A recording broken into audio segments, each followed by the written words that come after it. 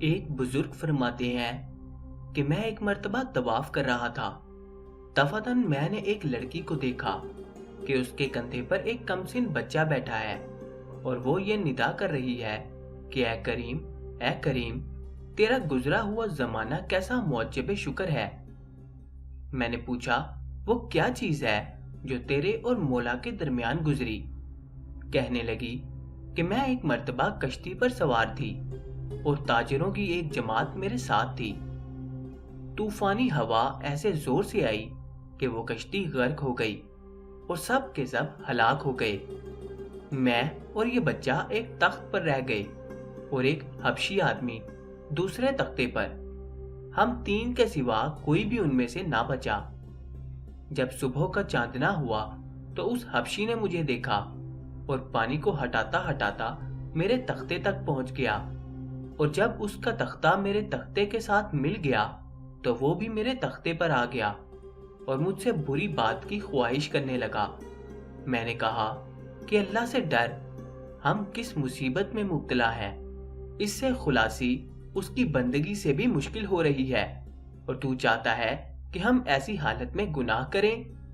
کہنے لگا، ان باتوں کو چھوڑ، خدا کی قسم یہ کام ہو کر رہے گا۔ یہ بچہ میری گود میں سو رہا تھا۔ میں نے چپکے سے ایک چٹکی اس کے بھری جس سے یہ ایک دم رونے لگا۔ میں نے اس سے کہا کہ اچھا ذرا ٹھہر جا، میں اس بچے کو سلا دوں، پھر جو مقدر میں ہوگا وہ ہو جائے گا۔ اس حبشی نے اس بچے کی طرف ہاتھ بڑھا کر اس کو سمندر میں پھینک دیا۔ میں نے اللہ پاک سے کہا، اے وہ پاک ذات جو آدمی کے اور اس کے دلی ارادے میں بھی حائل ہو جاتی ہے، میرے اور اس حبشی کے درمیان تو ہی اپنی طاقت اور قدرت سے جدائی کر۔ بے شک تو ہر چیز پر قادر ہے۔ خدا کی قسم میں ان الفاظ کو پورا بھی نہیں کر پائی تھی کہ سمندر سے ایک بہت بڑے جانور نے منہ کھولے ہوئے سر نکالا اور اس حبشی کا ایک لقمہ بنا کر سمندر میں گھس گیا، اور مجھے اللہ نے محض اپنی طاقت اور قدرت سے اس حبشی سے بچایا۔ وہ ہر چیز پر قادر ہے، پاک ہے، اس کی بڑی شان ہے۔ اس کے بعد سمندر کی موجیں مجھے تھپیڑتی رہیں، یہاں تک کہ وہ تختہ ایک جزیرے کے کنارے سے لگ گیا۔ میں وہاں اتر پڑی اور یہ سوچتی رہی کہ یہاں گھاس کھاتی رہوں گی، پانی پیتی رہوں گی، جب تک اللہ تعالیٰ کوئی سہولت کی صورت پیدا نہ کر دے۔ اسی کی مدد سے کوئی صورت ہو سکتی ہے۔ 4 دن مجھے اس جزیرے میں گزر گئے۔ 5ویں دن ایک بڑی کشتی سمندر میں چلتی ہوئی مجھے نظر آئی۔ میں نے ایک ٹیلے پر چڑھ کر اس کشتی کی طرف اشارہ کیا اور کپڑا جو میرے اوپر تھا اسے خوب ہلایا۔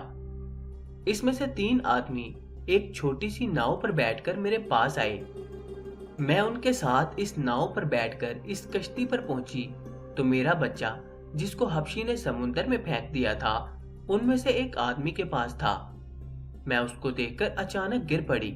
میں نے اس کو چوما، گلے لگایا اور میں نے کہا کہ یہ میرا بچہ ہے، میرے جگر کا پارا ہے۔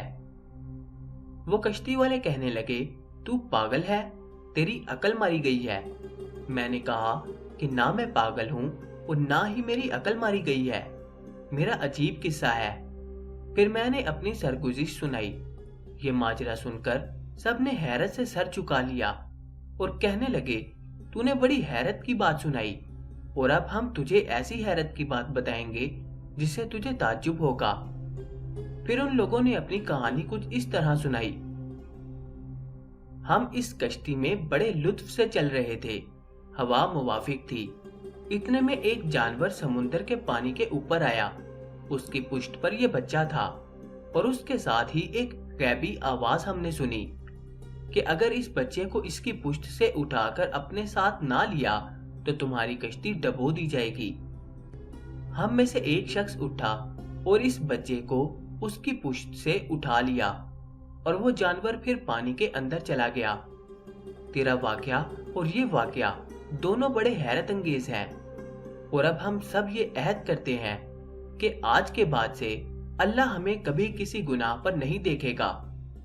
اس کے بعد ان سب نے توبہ کی۔ وہ پاک ذات کتنی مہربان ہے، بندوں کے احوال کی خبر رکھنے والی ہے، بہترین احسانات کرنے والی ہے۔ وہ پاک ذات مصیبت زدوں کی مصیبت کے وقت مدد کو پہنچنے والی ہے۔ اس کہانی سے سبق: ایک طرف یہ عورت جس کے اعمال صالحہ اور اللہ پر یقین کامل نے اس کی اور اس کے بچے کی کس طرح حفاظت کی، اور آج ہمارے اعمال کہ سمندر کے باہر رہتے ہوئے کبھی سیلاب، کبھی طوفان تو کبھی کورونا جیسی وبا ہمیں پریشان کیے ہوئے ہے۔ باوجود اس کے ہم یہ سوچنے سے قاصر ہیں کہ یہ سب کیوں ہے۔ ہمیں چاہیے کہ ہم اپنا احتساب کریں اور اللہ سے معافی مانگیں اور توبہ و استغفار کریں تاکہ اللہ تعالیٰ ہمیں ان مشکلات سے نجات عطا فرمائے۔